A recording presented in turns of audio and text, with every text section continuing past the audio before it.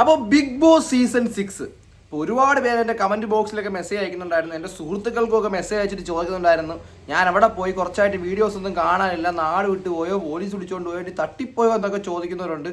Quotation കൊടുത്ത് തന്നെ തട്ടിയതാണോ എന്ന് ചോദിക്കുന്നവരുണ്ട്. അപ്പോൾ അതൊന്നും അല്ല, എൻ്റെ ഒരു ഫ്രണ്ടിൻ്റെ കല്യാണമായിട്ട് കുറച്ച് ദിവസം ഞാൻ അവിടെ എൻഗേജ് ആയി പോയി. സോ അതുകൊണ്ടാണ് ഞാൻ വീഡിയോസ് ഒന്നും ഇല്ലായിരുന്നത്. അപ്പോൾ നമുക്ക് തിരിച്ച് നമ്മുടെ വീഡിയോസും കാര്യങ്ങളോട്ടൊക്കെ വരാം. അപ്പോൾ ഗബ്രിയെ പുറത്താക്കിയതിന് ശേഷം ഗബ്രി നാട്ടിൽ മൊത്തം ഓടി നടന്ന എല്ലാ ചാനലുകളിലും ഇൻ്റർവ്യൂ കൊടുത്ത് സ്വയം വെളുത്തോണ്ടിരിക്കാനായിട്ട് നോക്കിക്കൊണ്ട് സ്വയം നാറിക്കൊണ്ടിരിക്കുകയാണ്. അപ്പോൾ അങ്ങനെ കുറച്ച് ക്ലിപ്പുകളും കാര്യങ്ങളൊക്കെ പല ആളുകൾ വഴി എനിക്ക് കിട്ടിയിട്ടുണ്ട്. പല ചാനലുകളിലും കൊടുത്ത ഇൻ്റർവ്യൂ ആണ്, ഞാൻ എന്തോ വലിയ സംഭവമാണ്, ഞാൻ ചെയ്തതാണ് ശരി എന്നുള്ള രീതിയിൽ സ്വയമേ വാദിച്ച് സ്വയമേ നാറിക്കൊണ്ടിരിക്കുകയാണ് ഗബ്രി. അതായത് ഈ ബിഗ് ബോസ് ഹൗസിനകത്ത് കാണിച്ചതെല്ലാം ഗബ്രി കാണിച്ചതൊക്കെ ശരിയാണ്. നമ്മൾ ഈ വെളിയിലിരുന്ന് കാര്യങ്ങൾ കണ്ടവരും ചിന്തിച്ചവരുടെ എല്ലാം കുറ്റമാണ്. ലക്ഷക്കണക്കിന് ആളുകൾ പ്രതികരിച്ചിട്ടുള്ള ഈ ലക്ഷക്കണക്കിന് ആളുകളുടെ മാത്രം കുറ്റമാണെന്നാണ് ഈ പരനാറി പറഞ്ഞുകൊണ്ടിരിക്കുന്നത്. അങ്ങനെയാണ് ഞാൻ പറയും. കാര്യം കുട്ടികൾക്ക് മുതിർന്നവർക്കും ഒന്നും കാണാൻ പറ്റാത്ത രീതിയിൽ പല കോപ്രായങ്ങളും പല കുൽസിതങ്ങളും ഒക്കെ ഈ ഷോടകത്ത് കാണിച്ചു കൂട്ടിയിട്ട് അവനാണ് ശരിയെന്ന് പറഞ്ഞു കഴിഞ്ഞാൽ എങ്ങനെയെങ്കിലും അക്സെപ്റ്റ് ചെയ്യാൻ പറ്റുമോ? അപ്പോൾ അതുമായിട്ട് ബന്ധപ്പെട്ട് 2 ചാനലിൽ വന്ന 2 ടൈപ്പ് ഇൻ്റർവ്യൂ അണ്ണാൻ മൊഴിഞ്ഞ കാര്യങ്ങൾ ഞാൻ ഇവിടെ വിളമ്പാം. ഓക്കെ, അപ്പോൾ അതൊന്ന് കണ്ടു നോക്കാം. എങ്കിൽ അതേ സ്ഥാനത്ത് റീപ്ലേസ് ചെയ്യാണ് ഗബ്രീനെ. എങ്കിൽ ഗബ്രി അങ്ങനെ റിലേഷൻഷിപ്പിലായിരുന്ന അല്ലെങ്കിൽ വിവാഹം ഉറപ്പിച്ച ഒരാളാണ് ബിഗ് ബോസ് ഹൗസിൽ. ഇത്തരം സീനുകൾ കാണുകയാണെങ്കിൽ ഗബ്രി വേണ്ടാന്ന് വെക്കുമെന്നാണ് ഞാൻ ചോദിക്കുന്നത്. ഇതിനൊന്നും അവന് ഉത്തരം കാണത്തില്ല. അവൻ ഇതേപോലെ കല്യാണം ഉറപ്പിച്ചിട്ട് വന്നിട്ട് ഇതിനകത്ത് കയറി കാണിച്ചത് ശരിയാണോ എന്ന് ചോദിച്ചാൽ അവൻ്റെ ഭാഗത്ത് അവൻ പറയും ശരിയാണെന്ന്. കാര്യം അവൻ്റെ കൾച്ചർ അതാണ്, നമ്മുടെ കൾച്ചർ അതല്ല. നമ്മൾ ഒരാൾക്കൊരു വാക്കും കൊടുത്ത് നമ്മൾ കല്യാണം കഴിച്ചോളാം എന്നൊരു വാക്കും ഒരാൾക്ക് കൊടുത്തിട്ട് ഒരു എൻഗേജ്മെന്റ് നടത്തിയിട്ട് മറ്റൊരു സ്ഥലത്ത് പോയിട്ട് 2 ദിവസത്തെ പരിചയത്തിൽ ഒരു പെണ്ണിനെ കാണുമ്പോഴത്തേക്ക് നീയാണ് എൻ്റെ എല്ലാം മുല്ലേ എന്നും പറഞ്ഞ് നമ്മൾ പോകില്ല. അതാണ് അന്തസ്. അതിന് അന്തസ്സുള്ള കുടുംബത്തിൽ പറക്കണം. ഇവൻ്റെ വീട്ടുകാരെ ഞാൻ പറയുന്നില്ല, എങ്കിലും പറഞ്ഞു പോകുന്നു. സത്യം പറഞ്ഞാൽ ചിലപ്പോൾ വീട്ടുകാരൊക്കെ വെറും പാവങ്ങളായിരിക്കും. എല്ലാവരുടെയും വീട്ടുകാർ പാവങ്ങളാണ്. ഇപ്പം മുല്ലയുടെ വീടാണെങ്കിലും വെറും പാവപ്പെട്ടവരാ. എടി ജാഫർ എന്നൊക്കെ പറഞ്ഞ് ഒരുപാട് ഒരു കളിയാക്കുന്നതിന് ഒരു പിതാവിൻ്റെ സ്ഥാനത്ത് നിൽക്കുമ്പോൾ പുള്ളിയുടെയൊക്കെ അവസ്ഥ ഒന്ന് വളരെ പരിതാപകരമാണ്. നമുക്ക് ഇതിൻ്റെ ബാക്കി കാണാം. ഓക്കെ, നിൽക്കുന്ന സമയത്ത് മനസ്സില്ലാതായി നിൽക്കുന്ന സമയത്ത് ഒരു കെട്ടിപ്പിടുത്തം, ഒരു ഹഗ് കിട്ടാന്ന് പറഞ്ഞാൽ അത് അത്ര സ്പെഷ്യൽ. ഒരു ഒന്നുമില്ലാണ്ട് നിൽക്കുന്ന സമയത്ത് ഒരാളിനെ കെട്ടിപ്പിടിച്ചാൽ ഒരു ഹഗ് ചെയ്താൽ അതൊക്കെ ഭയങ്കര എന്തോ വലിയ കാര്യമെന്നാണ് ഗബ്രി പറയുന്നത്. ശരിയാണ്, ഒരു പോയിന്റ് വരെ ശരിയാണ്. നമ്മളൊന്ന് തളർന്ന് തകർന്ന് ഇരിക്കുന്ന സമയത്ത് ഒരാൾ വന്നൊന്ന് നമ്മളടുത്ത് നിന്ന് നമ്മളോടൊന്ന് നല്ല രീതിയിൽ പെരുമാറി നമ്മളൊന്ന് കെട്ടിപ്പിടിച്ച് കരഞ്ഞു കഴിഞ്ഞാൽ നമ്മുടെ വിഷമങ്ങൾ മുഴുവൻ മാറും. ശരിയാ. പക്ഷെ ഈ ഒരു ഷോടകത്ത് വന്ന് ആദ്യത്തെ 24 മണിക്കൂറിനകത്ത് എന്ത് സങ്കടമാണ് ഗബ്രിക്കും ജാസ്മിനും ഉണ്ടായതെന്ന് എനിക്ക് അറിയത്തില്ല. അവിടെ മുതൽ അവരുടെ ഒരു കോംബോ ഫോം ചെയ്ത് കെട്ടിപ്പിടുത്തവും ഉമ്മ കൊടുക്കലും കടിക്കലും നക്കലും പിഴിയലും ഒക്കെ ആയിട്ടൊക്കെ നടക്കുമായിരുന്നു. അതിന് ചെറ്റത്തരമൊന്നും അല്ലാതെ പിന്നെ എന്തോ പറയണ്ടേ, പുണ്യാളത്തരം എന്ന് പറയാൻ പറ്റുമോ? എനിക്കൊരു കമ്മിറ്റ്മെന്റ് തന്ന് എന്നെ പ്രണയിക്കുന്ന ഒരു വ്യക്തി അല്ലെങ്കിൽ ഞാൻ ഇഷ്ടപ്പെടുന്ന ഒരു വ്യക്തി മറ്റൊരു ഷോയിൽ അല്ലെങ്കിൽ എന്ത് സാഹചര്യത്തിലും മറ്റൊരാളോട് ഇഷ്ടം തോന്നിക്കഴിഞ്ഞാൽ അത് തെറ്റാണ്. തെറ്റാണ് എന്ന് ഇവിടെ ഇങ്ങനെ അംഗീകരിച്ചിട്ടുണ്ട് അല്ലേ? എന്നിട്ട് ഈ തെറ്റ് പറഞ്ഞിട്ടാണ് പിന്നീട് വേറൊരാളുടെ ജീവിതം വെച്ചിട്ട് പൊന്നുമോനെ ഈ കളികൾ മൊത്തം കളിച്ചത്. ആൾറെഡി ജാസ്മിൻ ഞാൻ കമ്മിറ്റഡ് ആണെന്ന് പറയുന്നുണ്ട്. എന്നിട്ടും പിന്നെ ജാസ്മിൻ്റെ മേളിൽ കയറിയിരുന്ന് എന്തൊക്കെയാവൻ കാണിച്ചേ. അതിലൊരു ഡയലോഗ് ഉണ്ടായിരുന്നു, നല്ലൊരു ബിരിയാണി മുന്നേ കൊണ്ട് വെച്ച് കഴിഞ്ഞാൽ ആ ബിരിയാണി കഴിക്കുമോ ഇല്ലയോ. ഒരു മുതലുള്ള കുളത്തിൽ മുതലയുണ്ട്, കടിക്കും തിന്നും, പക്ഷെ നീന്താ ഇഷ്ടമാണ്, നീ നീന്തുമോ ഇല്ലയോ. ഇതിൻ്റെയൊക്കെ അർത്ഥം എന്തുവാ? ഇതെല്ലാം അറിഞ്ഞു വെച്ചോണ്ട് ഈ ജാസ്മിൻ്റെ കയ്യിൽ തെറ്റില്ല എന്ന് ഒരിക്കലും പറയാൻ പറ്റത്തില്ല. ഇരുവരും ജാസ്മിനും ഗബ്രിയും തെറ്റുകാർ തന്നെയാണ്. ഒരിക്കലും ഒരാളിനെ മാത്രം പറയുന്നില്ല. പക്ഷേ ഗബ്രിക്ക് ഇത് അറിഞ്ഞിട്ടും ഈ ചെയ്തതൊക്കെ തെറ്റാണെന്ന് അറിഞ്ഞിട്ടും വെളിയിറങ്ങി സ്വയം വെള്ളം ഊശിക്കുന്ന സോപ്പിട്ട് വെളുപ്പിക്കാൻ നോക്കിക്കഴിഞ്ഞാൽ സോപ്പ് തീരത്തേ ഉള്ളൂ. ഓഡിയൻസിന് കമന്റിലോട്ട് പോയാലോ? നട്ടിലില്ലാത്ത നിലപാടുകളാണ് ഗബ്രി ബീബിക്ക് അകത്തും പുറത്തും കൈക്കൊണ്ടിട്ടുള്ളത് എന്നുള്ളത്. അത് പിന്നെ ഈ ആങ്കർ ചോദിച്ചത്, ആങ്കറിന് താണ്ടെ ഒരു സെക്കൻഡ് അത് പക്കാണ്. നട്ടലില്ലാത്ത ഒരു പ്രവണത തന്നെയാണ് ബീബിക്ക് അകത്തും പുറത്തും ഈ പറയുന്ന കപ്രിമോൻ കാണിച്ചുകൊണ്ടിരുന്നത്. സത്യമാണ്, വളരെ സത്യമാണ്.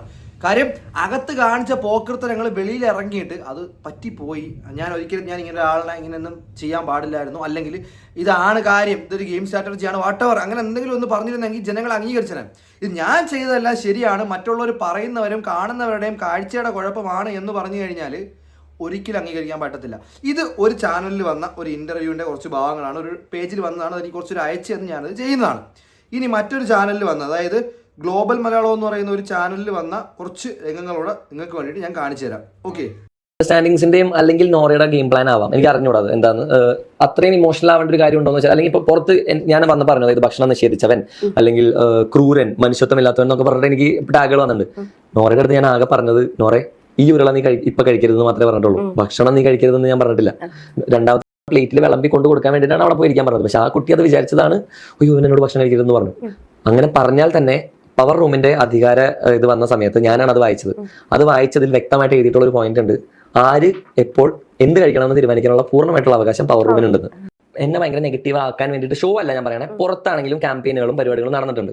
അതായത് ഭക്ഷണം നിഷേധിക്കാത്തവൻ, മറ്റേ മെട്രോ പില്ലറിൽ ഒരു ഫോട്ടോ വെച്ചിട്ടുണ്ട് എന്റെ, മറ്റേ ചങ്ങമ്പുഴ പാർക്കിൽ, അതിൽ കൊടുക്കുന്ന ഡയലോഗ് ഇന്ന് രാത്രി നീ ഭക്ഷണം കഴിക്കില്ല എന്ന്. അത്രയും കാര്യങ്ങൾ ഞാൻ പറഞ്ഞിട്ട് അത് മാത്രം എടുത്ത് പോസ്റ്റർ അടിക്കണമെങ്കിൽ ആ നെഗറ്റീവ് പബ്ലിസിറ്റിനെ ക്യാഷ് ഔട്ട് ചെയ്യാണ്. അപ്പോ ഇതൊക്കെയാണ് ഗബ്രി മോൻ ഇന്റർവ്യൂവിൽ ഇരുന്ന് വിളമ്പിയ വിളമ്പലുകൾ. ഇത് എടാ എടാ എടാ എടാ ഇവനെ എന്ത് പറയാനാണ്, എനിക്ക് അറിയാൻ വയ്യ. കൈവാക്കിലെങ്ങാനും ഉണ്ടായിരുന്നെങ്കിൽ ഉണ്ടല്ല, എടാ ജനങ്ങൾ മൊത്തം കണ്ടുകൊണ്ടിരുന്ന ഒരു ഷോയാണ് ഈ ഒരു പ്രോഗ്രാം. ഇതിനകത്ത് വ്യക്തവും കൃത്യവുമാണ് ഈ കണ്ട കാര്യങ്ങൾ, ജനങ്ങൾ പറഞ്ഞ കാര്യങ്ങൾ. നീ അന്ന് ഫുഡ് കഴിക്കാൻ പാടില്ല എന്ന് തന്നെയാണ് പറഞ്ഞത്. ഓക്കെ, പിന്നെ അത് വിളമ്പിക്കൊണ്ട് തരാനായിട്ടാണ് നീ പറഞ്ഞതെന്നൊക്കെ നീ ഇപ്പം ഇൻ്റർവ്യൂവിൽ വന്ന് കിടന്ന് കുണയ്ക്കുന്നതാണ്.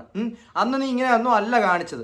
ഇനി പൊന്നുതമ്പുരാൻ വന്ന് നേരിട്ട് പറഞ്ഞാലും, പ്രധാനമന്ത്രി വന്ന് പറഞ്ഞാലും, മുഖ്യമന്ത്രി വന്ന് പറഞ്ഞാലും, കഴിക്കുന്ന ആഹാരത്തിൻ്റെ മുമ്പേ നിന്ന് പാത്രം എടുത്ത് മാറ്റി അത് കഴിക്കലെന്ന് പറയാനായിട്ട് ഒരാൾക്കും ഒരു അവകാശവും ഇല്ല.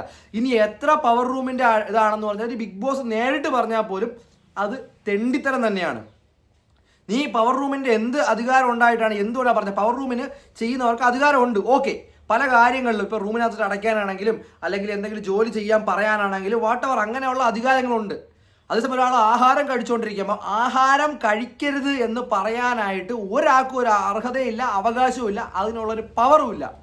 പക്ഷെ നീ പറയുന്നത് അതിനുള്ള പവറുണ്ട്, എനിക്ക് വേണമെങ്കിൽ അങ്ങനെ പറയായിരുന്നു. എടാ പിന്നെ നീ അതിനുശേഷം പറയുന്നുണ്ട് നിന്നെ എന്തോ കരുവാരത്തേക്കാനായിട്ടൊക്കെ മനഃപൂർവ്വം ഇൻറ്റൻഷനലി നിന്നെ ഫോക്കസ് ചെയ്ത് ടാർഗറ്റ് ചെയ്തൊക്കെ ചെയ്തേണമെന്ന്. നീ ആര്? നീ ആര് ഗബ്രി? ഒരു സിനിമയിലെങ്ങാണ്ട് അഭിനയിച്ച് അതിനകത്ത് എന്തോ ഒരു ചെറിയ റോൾ ചെയ്തതിൻ്റെ പേരിൽ എങ്ങനെ നീ ഈ ബിഗ് ബോസിനകത്ത് എത്തി എന്നുള്ളത് വരെ അന്വേഷിക്കേണ്ടിയിരിക്കുന്നു. കഴിഞ്ഞ ദിവസങ്ങളിലൊക്കെ ആയിട്ട് സിബിനാണെങ്കിലും ഈ പറയുന്ന അഖിൽമാരാറാണെങ്കിലും പല ആളുകളും പല രീതിയിലുള്ള കാസ്റ്റിങ്ങിനകത്ത് നടക്കുന്നുള്ള പല ഫ്രോഡ് പരിപാടികളെ പറ്റി പറഞ്ഞിട്ടുണ്ട്. ഇതുവഴിയെങ്ങാനും ഒക്കെ വന്നതാണോ എന്നുള്ളത് വീണ്ടും അന്വേഷിക്കേണ്ടതിരിക്കുന്നു. കാര്യം ഇതിൽ നിന്നും ടാലൻ്റ് ആയിട്ടുള്ള സോഷ്യൽ മീഡിയയിൽ നിൽക്കുന്ന അല്ലെങ്കിൽ സിനിമാ ഫീൽഡിൽ നിൽക്കുന്ന വളരെ ആക്റ്റീവായിട്ടുള്ള ഒരുപാട് പേര് നമുക്ക് ചുറ്റുമുണ്ട്. അവരെ ഒന്നും കാണാണ്ട് ഒരു സിനിമയുടെ കോണിൽ കൂടെ പോയാൽ നിന്നെ പിടിച്ചു നിർത്തി ഇതിനകത്ത് കൊണ്ടുവന്ന് ഈ ബിഗ് ബോസ് ഷോടകത്ത് നിർത്താനും നിന്നെ ടാർഗറ്റ് ചെയ്യാനൊക്കെ ജനങ്ങൾക്ക് വട്ടാണ്. നീ ആരതിന്? എനിക്ക് അറിയാൻ മേലാത്തോട്ട് ചോദിക്കുക. ബാക്കി കാണാം. At the end of the day, we are victims. അപ്പോൾ അങ്ങനെ ഒരു ചേഞ്ച് ആണ് അതിൽ ബേസിക്കലി ഉള്ളത്. ഇനി പബ്ലിസിറ്റി ഈസ് ഗുഡ് പബ്ലിസിറ്റി എന്ന് ഞാൻ പറയാൻ കാരണം എനിക്കറിയാം, എന്നെ അറിയാവുന്നവർക്ക് അറിയാം, I'm not a bad person. At the end of the day I'm not a bad person. അതിൻ്റെ അകത്ത് എന്ത് കാണിച്ചു കഴിഞ്ഞാലും ആൾക്കാർ വെറുത്ത് കഴിഞ്ഞാലും എന്നെ അടുത്തറിഞ്ഞാൽ എനിക്കൊരു അവസരം കിട്ടിക്കഴിഞ്ഞാൽ എന്നോട് സംസാരിച്ചാൽ അതാണ് ഇപ്പോൾ പുറത്തിറങ്ങിയപ്പോൾ നടന്നത്. ബേസിക്കലി ഞാൻ ഒരു പ്രാവശ്യം സംസാരിച്ചപ്പോൾ തന്നെ ആൾക്കാർക്ക് വ്യത്യാസം വന്നു. ഒരുപാട് പേര് അയ്യോ ഈ ചക്കൻ ഇങ്ങനെയായിരുന്നോ എന്നുള്ളത് ചോദിക്കുന്നത് ഞാൻ തന്നെ കമന്റ് സെക്ഷനിൽ കാണുന്നുണ്ട്. ഒരുപാട് പേര് നിന്റെ അടുത്ത് വന്ന് സംസാരിച്ചെന്ന് വെച്ചാൽ നിന്നെ വെറുപ്പിക്കേണ്ടെന്ന് വിചാരിച്ചിട്ട് മാത്രമാണ്. നീ എൻ്റെ മുമ്പിലെങ്ങാനാണ് വന്ന് നിൽക്കുന്നത്. അതിൽ നമ്മുടെ കൂടെയുള്ള കുറച്ച് പേരുണ്ട്. നമ്മുടെ മുമ്പിലെങ്ങാനാണ് വന്ന് നിൽക്കുന്നതെങ്കിൽ കൃത്യമായിട്ടുള്ള ചോദ്യങ്ങൾ നിന്റെ മുമ്പിലോട്ട് ചോദിക്കും, നിനക്ക് ഉത്തരവില്ലാതെ നീ ആയന. ഞാൻ നിങ്ങളെ വെല്ലുവിളിക്കുവാണ് ഗബ്രി, എൻ്റെ വീഡിയോ എങ്ങാനും നിൻ്റെ കിട്ടുവാണ് എന്നുണ്ടെങ്കിൽ നിന്നെ ഓപ്പൺ ചലഞ്ച് ചെയ്യുവാണ്. ഞങ്ങളോടൊപ്പം ഒരു ഡിബേറ്റിന് വാ.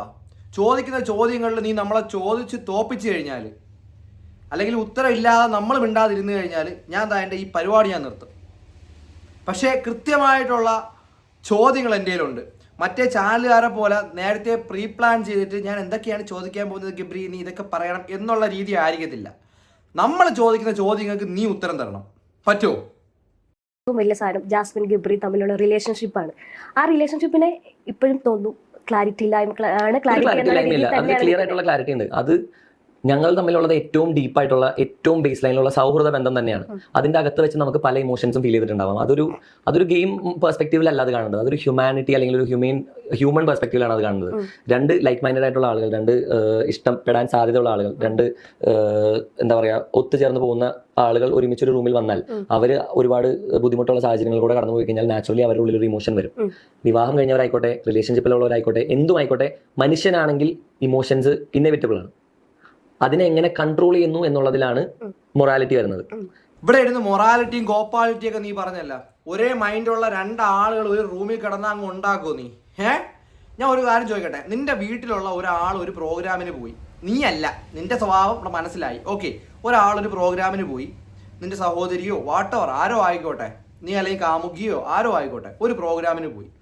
ആ ഒരു പ്രോഗ്രാമിന് നിൽക്കുന്ന സമയത്ത് കുറച്ച് ദിവസം കൊണ്ട് 2 ദിവസം കൊണ്ട് തന്നെ അവിടെ ഉള്ള ഒരാളുമായിട്ടൊരു അടുപ്പം തോന്നുവാണ്, ആ ആളിനെ കെട്ടിപ്പിടിച്ചിരിക്കുവാണ്, ഉമ്മ കൊടുക്കുവാണ്, നീ എൻ്റെ എല്ലാമാണെന്ന് പറയുവാണ്, നീയാണ് എൻ്റെ ജീവിതം എന്ന് പറയുവാണ്, ആ ഒരു രീതിയിലോട്ട് പോവുകയാണ്. വെളിയിൽ മൊത്തം ആളുകൾ ഇതിനെ തെറ്റായിട്ട് തന്നെ കാണുവാണ്. നീ ഇത് അക്സെപ്റ്റ് ചെയ്യൂ? ചിലപ്പോൾ നിന്റെ സ്വഭാവം വെച്ച് നീ പറയും അതൊക്കെ ശരിയാണ്, ദാറ്റ്സ് മൊറാലിറ്റി എന്നൊക്കെ പറഞ്ഞ് നീ വിളമ്പുമായിരിക്കും. പക്ഷേ മനുഷ്യനായിട്ടുള്ള അല്ലെങ്കിൽ കുറച്ച് അഭിമാനമുള്ള ഒരൊറ്റ ആളും ഇതൊന്നും അക്സെപ്റ്റ് ചെയ്യത്തില്ല. കാര്യം അറിയാം, നമ്മൾ സ്നേഹിക്കുന്ന ആളുകൾ അതൊരു പൊസസീവാണ്, അല്ലെങ്കിൽ അതൊരു കെയറിങ് ആണ്. ഈ കാണിക്കുന്ന കാര്യങ്ങളൊന്നുമില്ല, നീ ഈ കാണിച്ച നിന്റെ ഈ ഓവർ മൊറാലിറ്റിയും കോപ്പാലിറ്റിയും കാരണം നശിച്ച ആരുടെയൊക്കെ ജീവിതമാണെന്നറിയോ? അഫ്സൽ എന്ന് പറയുന്ന ഒരു പയ്യൻ, അവൻ ഒരുപാട് സ്വപ്നങ്ങൾ നെയ്തു കൂട്ടി, അത് തകർന്നു. ജാസ്മിൻ എന്ന് പറയുന്ന പെൺകുട്ടിയുടെ വീട്ടുകാർ, വാപ്പ ഉമ്മയൊക്കെ തലയിൽ മുണ്ടുവിട്ട് പുറത്തിറങ്ങി നടക്കാൻ പറ്റാത്ത അവസ്ഥയിലാണ്. നിന്നെ മാത്രം കുറ്റം പറഞ്ഞിട്ട് കാര്യമില്ല, ജാസ്മിനെ കുറ്റം പറയണം. അല്ലെങ്കിൽ അവൾ ചിന്തിക്കണമായിരുന്നു, ഞാൻ ആൾറെഡി എൻഗേജ്ഡ് ആയിട്ടുള്ള ആളാണ്, മറ്റൊരു പയ്യനോടൊപ്പം ഇതുപോലെയൊക്കെ ബിഹേവ് ചെയ്യുമ്പോൾ നാട്ടുകാരെന്ന് വിചാരിക്കും, വീട്ടുകാരെന്ന് വിചാരിക്കും, കുടുംബക്കാരെന്ന് വിചാരിക്കും, കെട്ടാൻ പോണ പയ്യൻ എന്ന് വിചാരിക്കും എന്നൊക്കെ ഉള്ളത് സ്വയം ചിന്തിക്കണമായിരുന്നു. രണ്ടുപേരും ഈക്വലി ഈ ഒരു തെറ്റിൽ കുറ്റക്കാരി തന്നെയാണ്. ഒരിക്കലും ഗബ്രിയെ മാത്രം പറയുന്നില്ല. ഗബ്രി 50% തെറ്റ് ചെയ്തിട്ടുണ്ടെങ്കിൽ അതേ 50% ജാസ്മിനും ചെയ്തിട്ടുണ്ട്. അപ്പം 100% ആയിട്ടുണ്ട്. ഞാൻ ഈ പറഞ്ഞ കാര്യങ്ങളിൽ എന്തെങ്കിലും ഒരു തെറ്റ് നിങ്ങൾക്ക് തോന്നുന്നുണ്ട് എന്നുണ്ടെങ്കിൽ നിങ്ങൾക്ക് എന്നെ ചൂണ്ടിക്കാണിക്കാനുള്ള റൈറ്റ് എൻ്റെ ഓഡിയൻസിനുണ്ട്. ഞാനത് 100% വിട്ടു വന്നിരിക്കുന്നു. അല്ലാതെ എൻ്റെ ഓഡിയൻസ് ആണ് തെറ്റ്, കാണുന്നവരാണ് തെറ്റെന്ന് ഒരിക്കലും ഞാൻ പറയത്തില്ല. കാണുന്നവരുടെ കാഴ്ചപ്പാടിന് തെറ്റാണെന്ന് ഒരിക്കലും ഞാൻ പറയത്തില്ല. ഗബ്രി അതേസമയം ലക്ഷക്കണക്കിന് ആളുകൾ തെറ്റ് എന്ന് പറഞ്ഞ കാര്യം ലക്ഷക്കണക്കിന് ആളുകളുടെ കാഴ്ചയുടെ പ്രശ്നമാണ്, കേൾവിയുടെ പ്രശ്നമാണ്, അവരുടെ കാഴ്ചപ്പാടിൻ്റെ പ്രശ്നമാണെന്നാണ് ഗബ്രി പറഞ്ഞുകൊണ്ടിരിക്കുന്നത്. നാട് നീളെ ഓടി നടന്ന് ഇന്റർവ്യൂ കൊടുത്ത് സ്വയം വെളുപ്പിക്കാൻ നോക്കുവാണ് ഈ ഗബ്രിയെയും ജാസ്മിനെയും. ഈ കണ്ട ആളുകൾക്ക് അത്രയും മനസ്സിലായി ഇവർക്കിടയിലുള്ള റിലേഷൻഷിപ്പ് എന്തായിരുന്നു എന്നുള്ളത്. ഇത് ഫ്രണ്ട്സ് വിത്ത് ബെനിഫിറ്റ്സ്. ഇതിനകത്ത് നിന്ന് പോകാനായിട്ട് കുറച്ച് കുൽസിതങ്ങൾ കാണിക്കാനായിട്ട് ജനങ്ങളുടെ മുമ്പിൽ എന്തോ ആവുമെന്ന് പ്രതീക്ഷ ചെയ്തു പോയി, പക്ഷേ അത് നടന്നില്ല. അതാണ് സത്യം. ഇനിയും ഗബ്രി ദയവ് ചെയ്ത് ഇന്റർവ്യൂ കൊടുത്ത് സ്വയം നാറാതിരിക്കുക. അപ്പോൾ ഇത്രയും പറഞ്ഞുകൊണ്ട് ഞാൻ എൻ്റെ വീഡിയോ ഒന്ന് വൈൻഡപ്പ് ചെയ്യുവാണ്. കിടിലം വീഡിയോസിനായിട്ട് അപ്ഡേറ്റ്സിനുമായിട്ടും എൻ്റെ ചാനൽ സബ്സ്ക്രൈബ് ചെയ്ത് വെച്ചോ, സൈഡിൽ കാണുന്ന ബെല്ലൈക്കൺ ഓണാക്കി വെച്ചോ. ഇനി കണ്ടിന്യൂസ് വീഡിയോ കാണും, വേറെ കല്യാണവും പരിപാടികളൊന്നും ഇല്ല ഇനിയിപ്പം. സോ അടുത്തൊരു വീഡിയോയിൽ കാണുമ്പോൾ ബൈ ബൈ ഗൈസ്.